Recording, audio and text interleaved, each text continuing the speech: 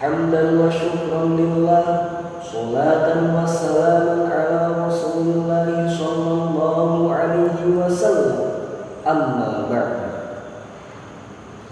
Dewan juri yang saya hormati serta sahabat aksi yang saya cintai.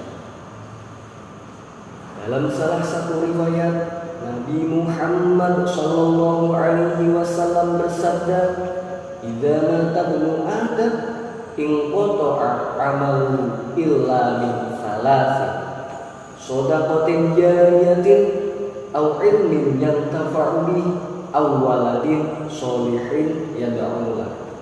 Nabi Muhammad sallallahu alaihi wasallam bersabda, setiap keturunan anak Adam yang meninggal dunia pasti terputuslah semua amalnya kecuali 3 perkara.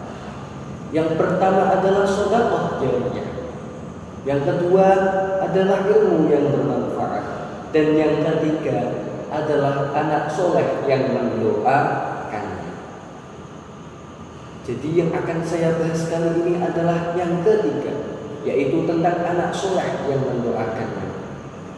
Kata Nabi tadi, anak soleh yang mendoakannya. Jadi kita harus soleh terlebih dahulu. Apakah kita semua sudah termasuk anak yang soleh? Apa itu soleh? Kang anak soleh bagus atine krono mapan sani ngilmune. Soleh itu baik, soleh itu pantas. Jadi soleh itu adalah baik, soleh itu pantas. Sedangkan menurut Sayyid Abi Bakar Syattab di dalam salah satu kitabnya menerangkan bahwa orang yang dinamakan soleh adalah orang yang menunaikan kewajibannya terhadap Allah dan juga kepada manusia.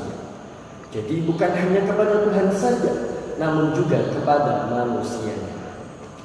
Kedua-duanya harus sama-sama terpenuhi untuk memenuhi persyaratan yang dinamakan soleh. Dan ini harus kita terapkan bagi kehidupan kita sendiri ataupun anak kita nanti. Sahabat aksi yang dirahmati Allah, kesolehan anak itu memanglah sangat penting. Karena apa? Karena bisa saja kalau amal kita sedikit bisa tertutupi oleh kesolehan anak kita. Karena anak soleh itu tahu cara berbakti kepada orang tuanya, entah itu masih hidup ataupun sudah meninggal dunia. Namun setelah kita meninggal, apakah masih mungkin kita memikirkan mobil apa yang paling trendy, rumah apa yang paling megah, atau dengan berapa duit kita terlihat sebagai orang yang elit? Setelah kita meninggal, yang kita butuhkan hanya kiriman doa dari anak-anak kita. Sahabat aksi yang dirahmati Allah, Syekh Zainuddin Al-Malibari dari India menceritakan dalam kitab Irsyadul Ibad, diceritakan ada seorang ulama yang bermimpi. Ulama tersebut bermimpi melihat orang-orang bangkit dari kuburnya. Mereka mengais, mengambil, memulung apapun yang ada di depannya. Namun yang membuat heran, ada salah satu orang yang hanya berduduk santai, terlihat seperti raja. Lantas ulama tersebut menjumpai orang yang berduduk santai tadi. Kenapa orang-orang di sekelilingmu mereka berebut, mengais, mengambil, memulung? Apa yang mereka ambil? Apa yang mereka rebutkan? Dan dijawab oleh orang yang duduk santai tadi, mereka itu orang yang miskin, sedangkan aku orang yang kaya. Mereka merebutkan doa-doa yang dipanjatkan umat muslim, sedangkan aku orang yang kaya. Bagaimana aku tak kaya? Sedangkan anakku yang setiap harinya membacakan Al-Quran, yang setiap harinya bacaan tersebut diberikan untukku dan disodakohkan untukku. Anakku berjualan sebagai pedagang roti di pasar.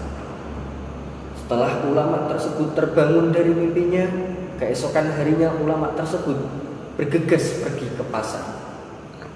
Dan ternyata benar, ulama tersebut menjumpai ada seorang anak muda sebagai penjual roti yang anehnya anak muda tersebut mulutnya berkomat-kamit. Di sini berkomat-kamit bukan berarti sedang membaca mantra. Berkomat-kamit, dan ulama tersebut menjumpai anak tersebut. Ditanyakan, "Wahai anak muda, engkau sedang apa?" Dan dijawab oleh anak muda tersebut, "Aku sedang membacakan Al-Quran yang pahalanya kukirimkan untuk ayahku yang sudah meninggal. Dan aku berjualan roti yang kusodakohkan yang pahalanya kukirimkan untuk ayahku yang sudah meninggal itu." Sahabat aksi yang dirahmati Allah, keesokan harinya ulama tadi bermimpi kembali. Namun anehnya, di dalam mimpi yang kedua, ulama tersebut melihat orang yang dulunya berduduk santai, yang terlihat seperti raja, sekarang ikut berebut mengambil mengais seperti orang-orang yang di sekelilingnya. Terkagetlah ulama tersebut. Ada apa? Apa yang sebenarnya terjadi? Setelah ulama terbangun, keesokan harinya ulama kembali mencari anak tersebut. Dan ternyata anak tersebut sudah meninggal dunia. Dari kisah ini kita bisa mengambil pelajaran bahwa anak yang soleh pasti bermanfaat kepada orang tuanya, entah itu masih hidup ataupun sudah meninggal dunia. Bagaimana pada saat anaknya masih hidup dan membacakan Al-Quran untuknya, ia seperti seorang raja. Dan setelah anaknya meninggal, ia seperti mayit-mayit pada umumnya yang ikut berebut dan mengais amal-amal doa yang dipanjatkan umat muslim tadi. Apakah kita mau seperti itu? Maka marilah kita mensolehkan diri kita, mensolehkan anak-anak kita, mensolehkan cucu-cucu kita, sehingga ketika kita sudah meninggal, amal kita masih terus mengalir. Amal kebaikan kita masih terus mengalir sampai akhir nanti.